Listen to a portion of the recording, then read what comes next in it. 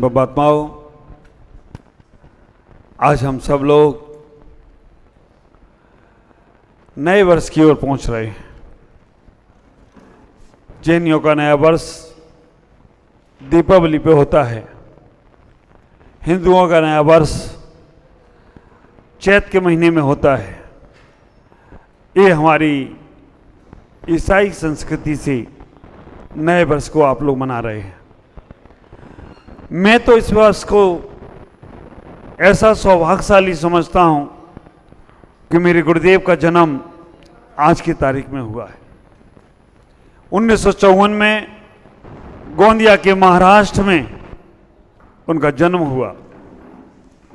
मां मथुरा, जो बाद में पद्मश्री माताजी बनकर, जिन्होंने अपना स्त्रीलिंग का छेदन कर कल्याण किया। पिता कोमल चंद जी आचार्य श्री की पढ़ाई, एलएलबी आदि बहुत सी ऊंचाई पढ़ाइयों की उन्होंने। डॉक्टर बनना था उनको। और आप विचार करके रखना, आचार्य भगवान के जीवन की कई घटनाएं ऐसी हैं जो उनके जीवन की महात्मा को, उनके जीवन के करुणा को दर्शाती हैं। आप लोगों ने उनके बाह्य के जीवन को देखा है, लेकिन उनके अंदर की करुणा नहीं देखी, उनके अंदर का करुणा का वात्सल्य नहीं देखा।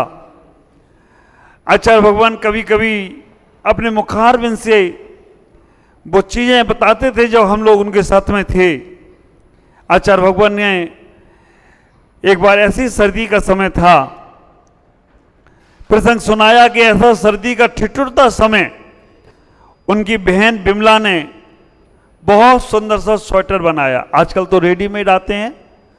पहले की महिलाएं सर्दी शुरू होने के पहले ही वो क्या लेते थे, सिलाई। उसमें गुल्ला इतना बड़ा होता था, वो सुनते बोलते रहते थे। खाना बात भी चल रही है, स्वेटर भी बन रहा है। बड़ा सुंदर 3 महीने में स्वेटर बना पाई होगी। उस स्वेटर में बहुत सारे फूल, बहुत सारी डिजाइन, सब कुछ बना के तैयार किया। युवा सुशील जब कॉलेज जाने लगा तो बहन बिमला ने कहा, भाई आप जा रहे हो, ये स्वेटर लेकर पहनकर जाओ, कितना सुंदर लगता है। और आचार्य श्री की बहन थी तो उन्होंने थोड़ी मजाक भी कर ली, भैया ये स्वेटर पहन के कॉलेज में जाओगे तो सारी लड़कियां तुम्हें लाइक करेंगी। उन्होंने क्या अच्छी बात है। अब विचार करके रखना, कॉलेज की लाइफ थी और वो स्वेटर पहन के जब कॉलेज में गए तो हर कोई वाह करने लगा। लेकिन जब कॉलेज से वो लौट रहे थे, रास्ते में देखा एक गरीब भिखारी सर्दी के कारण से ठिठुर रहा है। उसके तन पे कपड़े नहीं है, थोड़ा सा कपड़ा वो तन को ढाके हुए है और वो ठिठुर रहा है। जैसे ही आचार्य भगवान ने देखा कि ये सर्दी के कारण से ठिठुर रहा है, आचार्य भगवान ने अपने शरीर का वो स्वेटर उतारा। ये नहीं देखा कि ये बहुत कीमती स्वेटर है या मेरी बहन ने बनाया है। उनकी करुणा देखो, उनका प्रेम देखो, उनका वात्सल्य देखो, उनके अंदर का मानवता की एक दृष्टि देखो। उन्होंने वो पूरा स्वेटर उतारा और उस गरीब भिखारी को पहना दिया और कहा कि इसकी मेरे को जरूरत नहीं है, इसकी जरूरत इसको है, और इसके पास में रहेगा तो ये मानव बचा रहेगा, तो जीवन बचा रहेगा। और उसको पैसे भी दी कि भाई भोजन कर लेना, ख्याल करना। ऐसी करुणा आप विचार करके रखना, ये करुणा के भाव जो उनके थे वो भाव महात्मा के रूप में परिवर्तित हुए हैं। और वही करुणा के भाव महात्मा से परमात्मा तक बना दें तो कोई आश्चर्य की बात नहीं होगी। ख्याल करना, आचार्य भगवान कहते हैं कि एक और उदाहरण, कॉलेज में पढ़ते थे, एक बहुत गरीब जिसका इलाज नहीं हो पा रहा था, उसको शरीर में कीड़े पड़ गए। डॉक्टर के पास लेकर गए उसको कि डॉक्टर साहब इसका इलाज करो। डॉक्टर ने कहा कि इसके इलाज में एक इंजेक्शन लगेगा, वो इंजेक्शन बहुत महंगा है। ये जो मैं घटना बोल रहा हूं वो बिल्कुल सत्य घटनाएं हैं। उस वक्त उस इंजेक्शन की कीमत 120 रुपए थी। अब विचार करके रखना, 1978 में गुरु ने घर छोड़ा, उसके पहले 70 और 72 की बात होगी। 70 और 72 में अगर आप देखें कि 1 रुपए की कीमत क्या हो रही होगी, आजकल की कीमत आप विचार करना, 70 और 72 में सोना खरीदा होगा तो कितने रुपए में खरीदा होगा?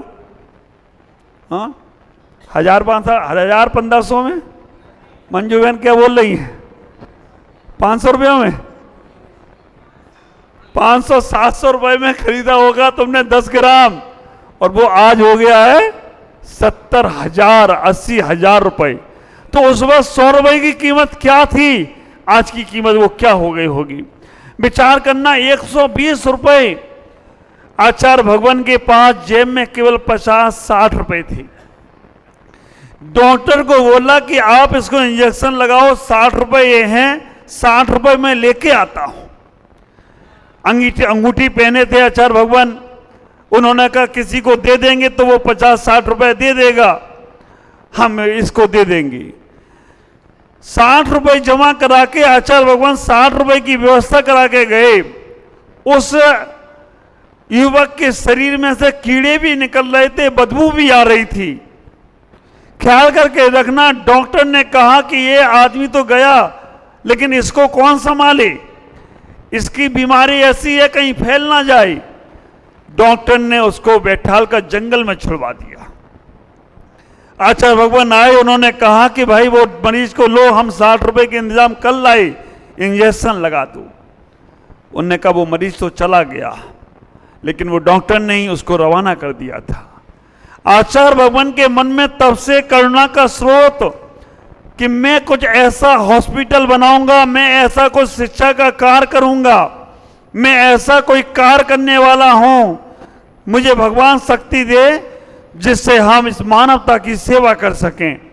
और आप विचार करके रखना, आचार्य भगवान उस वक्त तो बहुत दुखी हुए क्योंकि पराधीन थे, लेकिन आचार्य श्री की करुणा जागृत रही। और करुणा जागृत रही तो आचार्य भगवान जब 1978 में घर छोड़े, आचार्य भगवान गुरुदेव विद्यासागर जी महाराज, उस वक्त उनके संग में कोई और साधु थे ही नहीं, केवल समय सागर जी छुल्लक, योग सागर जी छुल्लक, नियम सागर जी छुल्लक, और चौथे नंबर पर अगर कोई साधु बने थे तो हमारे गुरुदेव आचार्य भगवान पुस्तन सागर जी महाराज, वो भी छुल्लक रूप में बने थे। 3 छुल्लक जी पहले से थे, चौथे छुल्लक जी अगर थे तो आचार्य भगवान गुरुदेव पुष्पदन सागर जी महाराज। आचार्य श्री विद्यासागर जी महाराज कर्नाटक से आए थे, हिंदी नहीं आती थी। समय सागर जी उनके भाई, उनको भी हिंदी नहीं आती थी। योग सागर जी उनके भाई, उनको भी हिंदी नहीं आती थी। नियम सागर जी महाराज, वो भी कर्नाटक के, हिंदी नहीं आती थी। आचार्य भगवान पढ़े लिखे, एजुकेटेड, कॉलेज करके निकले थे, हिंदी बहुत अच्छी थी इनकी, बुंदेलखंड के थे। गोंदिया में उन्होंने जन्म लिया, छतरपुर में जाकर उन्होंने शिक्षा को प्राप्त किया। अब विचार करके रखना, रेडियो में जो बोलने वाले अनाउंसर होते हैं उसके लिए उनकी नौकरी के लिए आया, उनके लिए डॉक्टरेट के लिए आया। बहुत सारी, उनके पिता कोमल चंद जी स्वतंत्रता सेनानी थे, उन्हें एक साइन करना था कि हमारे बेटे की जॉब वहां लग जाए। उन्होंने साइन नहीं किए कि तू अपने बल पे ही आगे बढ़। विचार करना, आचार्य भगवान जब गुरुदेव विद्यासागर जी के संग में पहुंचे, पढ़े लिखे एजुकेटेड थे, इनके प्रवचन सुनने के लोग लातुर होते थे। और वहां पर पहुंचने के बाद 1978 में दीक्षा ली, छुल्लक दीक्षा, 80 में एलक दीक्षा ली। उन्होंने कहा कि गुरुदेव मुझे आगे बढ़ना है। उन्होंने कहा भी रुपट्टा फेंक दो।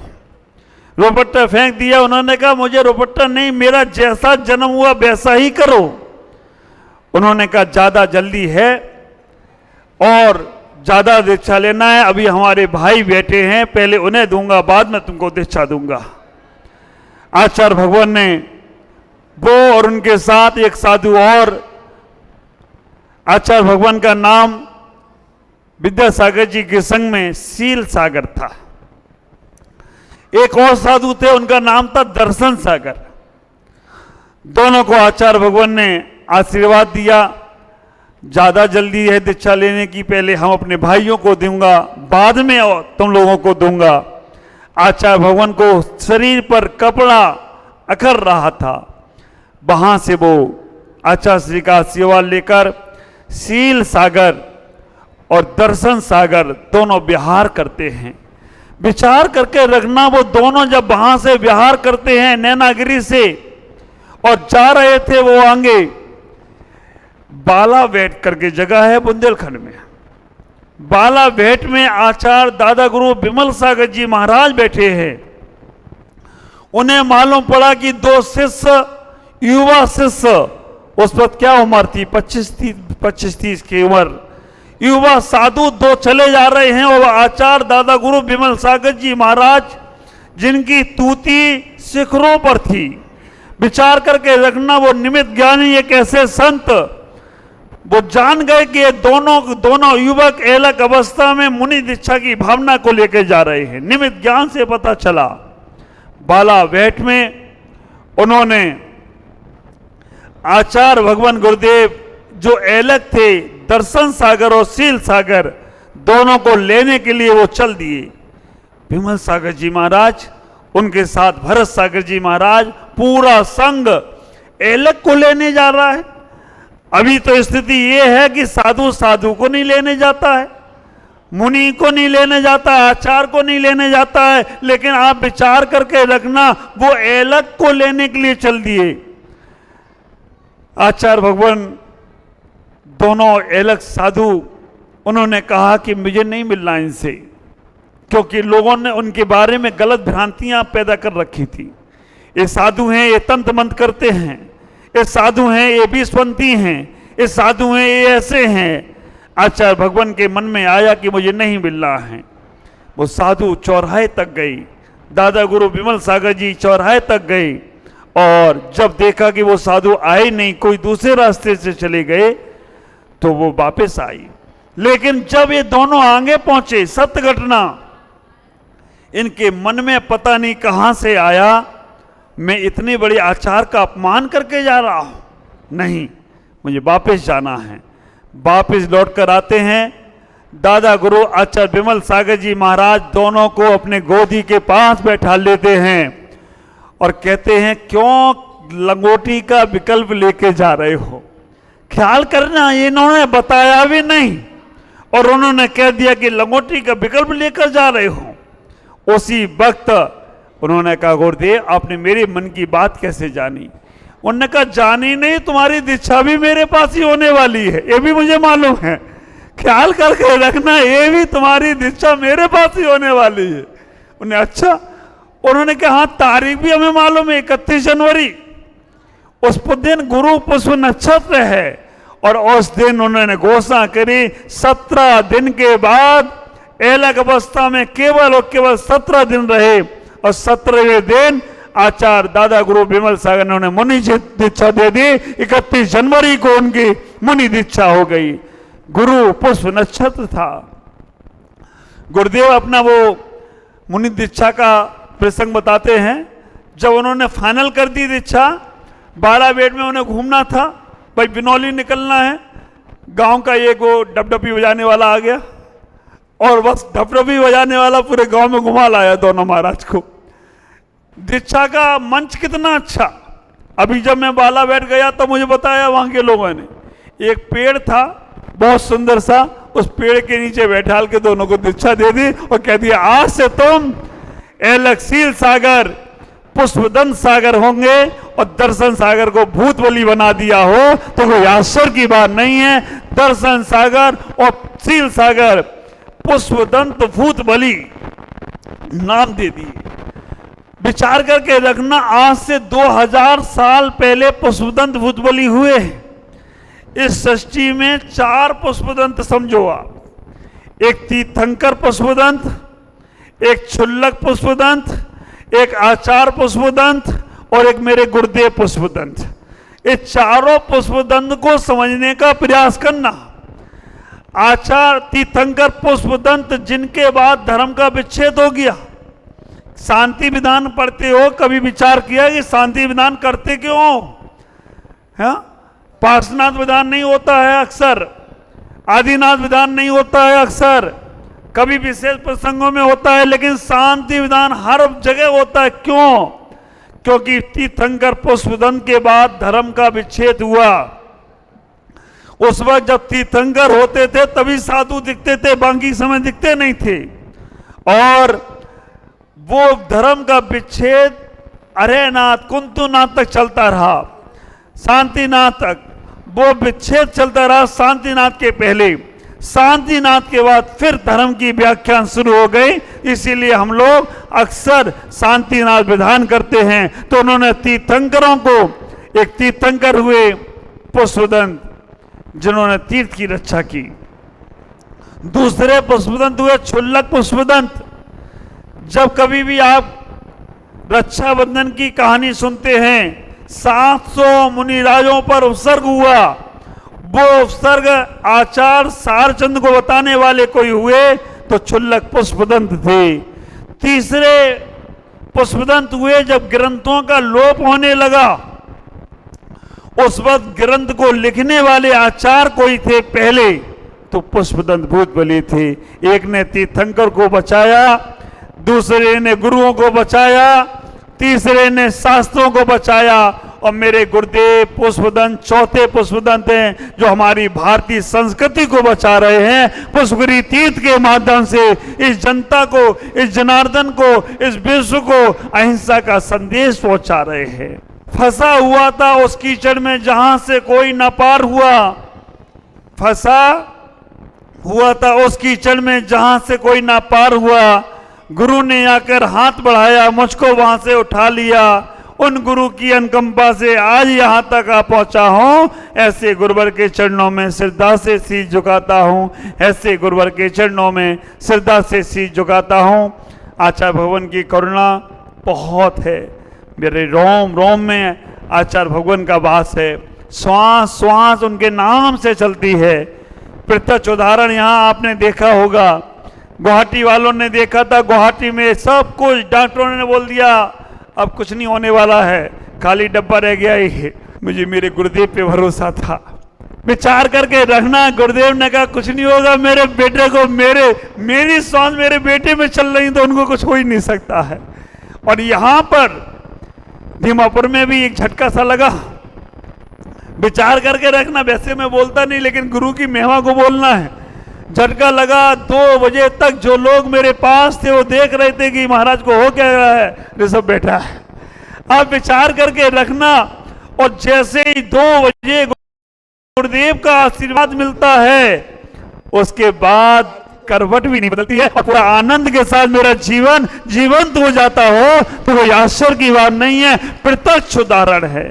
और आपसे हजारों लाखों करोड़ों जीवों का कल्याण होता रहे, ऐसी भावना मेरी आपके चरणों में बार बार नमन करते हुए मैं अपनी वाणी को विराम देता हूं। ओम नमः जय गुरुदेव।